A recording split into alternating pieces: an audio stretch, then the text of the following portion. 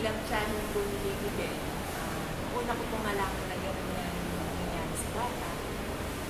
Dahil since hindi sila palengke, in-volunteer ko po talaga yung sarili ko para maging bahagi, maging parte, yung pagpatuloy ng Panginoon dahil yun nga sa kaso niya na yung kanyang anak, kailangan ng isang liver, isang transplant.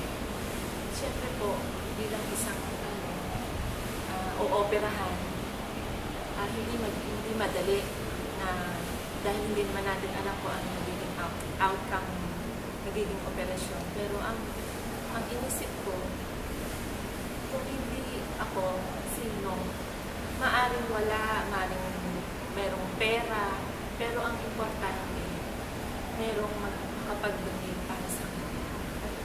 Nung nag-uumpisa na kami ng mga test, maraming proseso, pero salamat sa Panginoon,